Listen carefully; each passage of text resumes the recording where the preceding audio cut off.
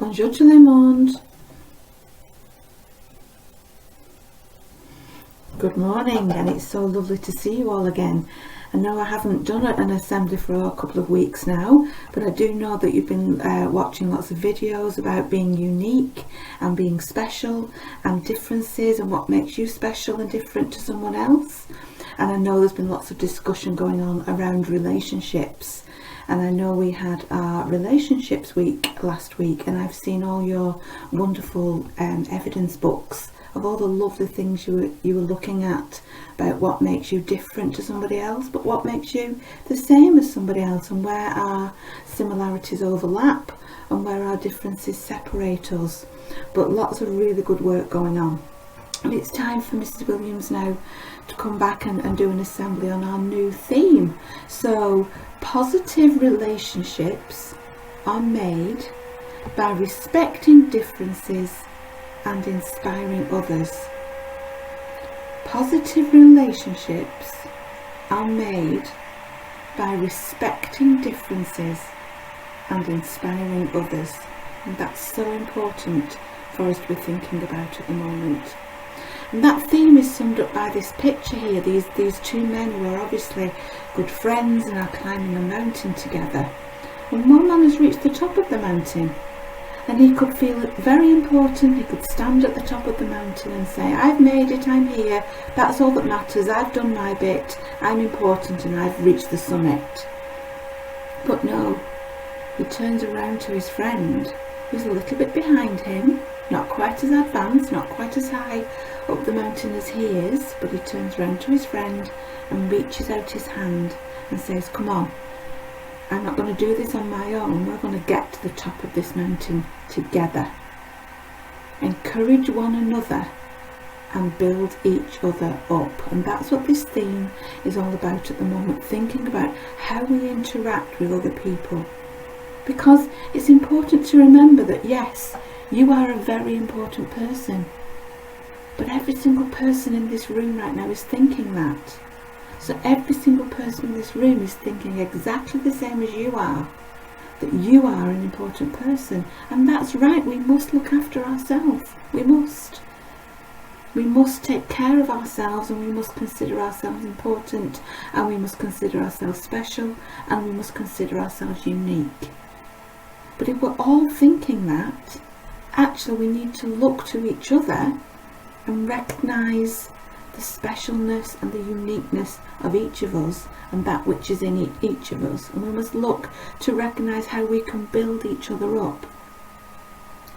If we were all in the hall together now, I'd be talking to you about name calling and what that does, and what I've noticed as a teacher of all these years. And I've noticed that people who call other people names are generally very sad people themselves. They're feeling low, and they're feeling unimportant, and they're feeling not very special. So what do they do when they feel like that? Well, they think, I feel bad, so I want every single one of you to feel bad as well, and I want you to feel like I do.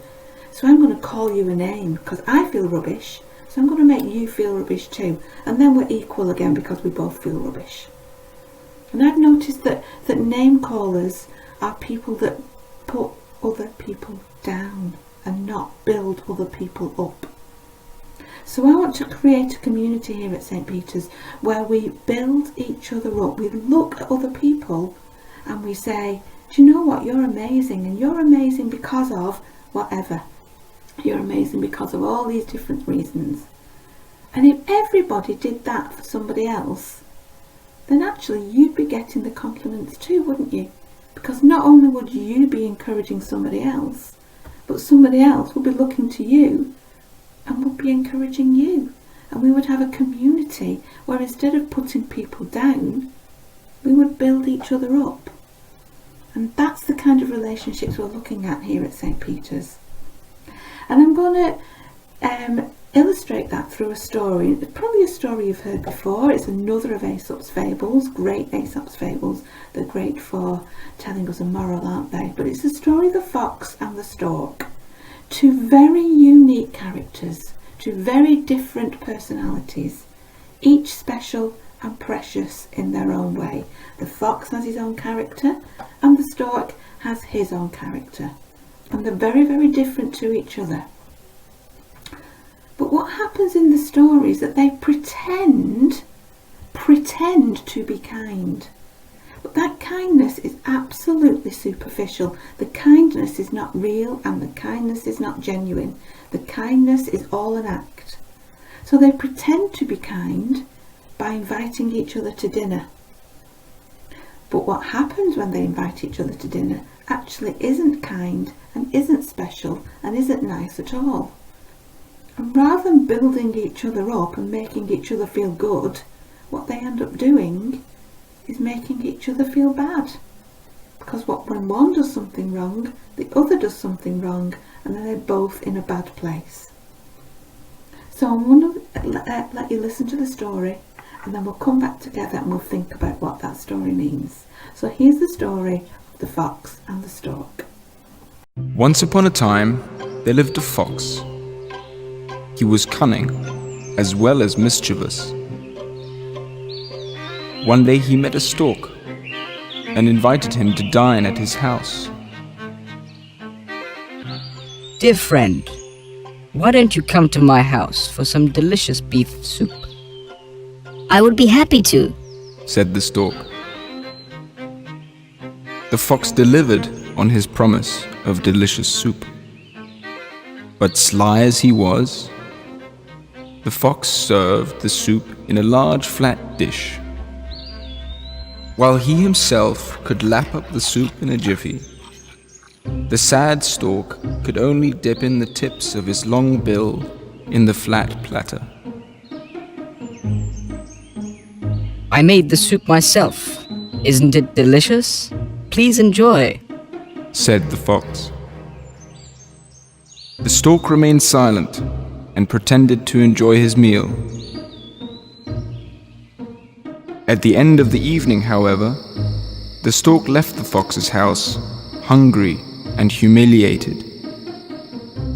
Keeping in mind the treatment meted out to him, the stork invited the fox to dinner later that week. Dear fox, please come to my house for dinner. I'm cooking meat tonight, said the stork. Thank you, dear stork. I would be delighted to come, said the fox. The stork cooked minced meat and served the same in a long, narrow-necked vessel. While the stork could easily munch away on the meat, the cunning fox was forced to be content, licking the remains of what ran down the side of the vessel. Did you enjoy the dinner that I made especially for you, my dear friend? Asked the stork, with a mischievous smile on his face. The fox remembered his mean trick on the stork, and had to admit that the clever stork had outwitted him on this occasion. The stork had exacted his revenge with style and confidence. Okay, so what did you notice in that story? What were your feelings about that story? What can we learn from that story? So like I said before, the fox and the stork, on the surface, they look to be doing kind things. They were inviting each other for tea. How kind is that, inviting a friend round for tea? But it was all superficial. It was all false. It wasn't real.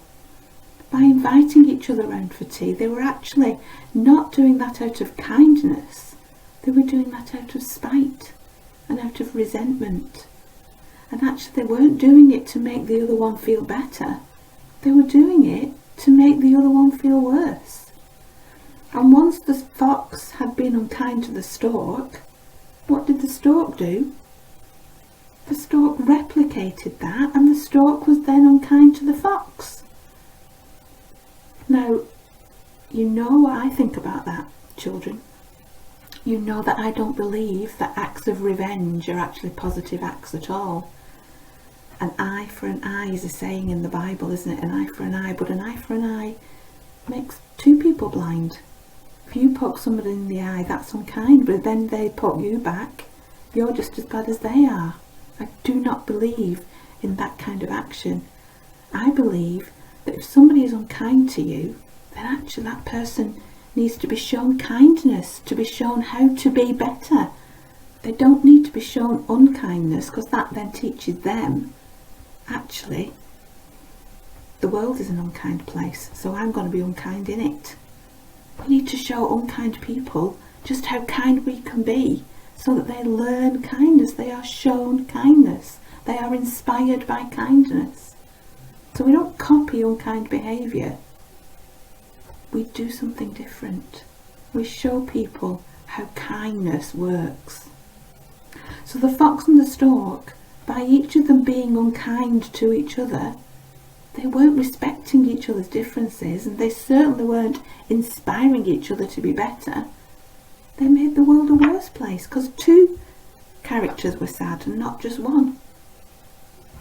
So what I want you to think about this week is, no matter what somebody else does, no matter how unkind somebody else might appear to be, it's not your job to teach them a lesson, and I will show them and I will be unkind back. It's your job to show them how kindness works. It's your job to show them that actually, if we want positive relationships in our class, if somebody is not being very nice, then let's show them how to be nice. Let's give them something great to imitate. Let's give them something great to copy. Let's be fantastic role models. So if somebody is being unkind, say, actually, you don't need to be like this. This is a better way to be. Build them up. If somebody is feeling sad, say, actually, you don't need to be sad. Let's build you up and let's show you how to be happy. Let's show you how happiness can work. So let's look to each other and build positive relationships, not negative relationships. Let's look to each other and say kind things. Say happy things. Let's make our classrooms inspiring places where people feel better, not worse. Where people are given kind thoughts, not unkind thoughts. Where laughter is present and not sadness. So I'm going to give you some reflection time, and I'm going to put a song on by will.i.am that talks about being you and being proud of being you and being special and being unique and looking at what good you bring to the world. But then the reflection time, I want you to think about, okay, this is me, but let me look to others. How can I help others feel proud, feel strong, feel inspired? How can I help other people, like these two men in the picture? How can I help other people reach the top of the mountain? What can I do to help them be better? And what can I do to inspire them? And then don't forget to put your reflections on the Shine Team blog. Get your Shine Team members to write in those comments about what you're thinking. What can you do in your classroom to build each other up? And do you know what? That's hard. That's really, really hard, because at some point this week, you might not feel great. Somebody might say something unkind. I can't guarantee that they won't, because I can't get inside people's heads and make their thoughts. But what I can ask you to do is look at those other people and help them to be a better person. Inspire them to be more like you, to be kinder, to be more positive. Help people and help the world be a better place. Have a great week, and of course, always remember to learn, sparkle and shine. Have a fantastic week, everybody. I'm not seeing you much around school at the moment because of COVID bubbles and things like that, but I am seeing you from my door, and I am giving you a wave whenever I see you. So take care. Have a lovely week.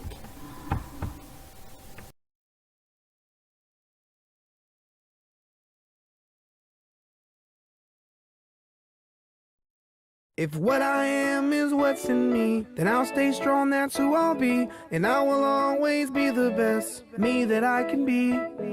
There's only one me, I admit. Have a dream, I'll follow it. It's up to me to try. Oh, I'ma keep my head up high, keep on reaching high. Never gonna quit, I'll keep getting stronger. And nothing's gonna bring me down. Never gonna stop, gotta go. Because I know I'll keep getting stronger. And what I am is thoughtful.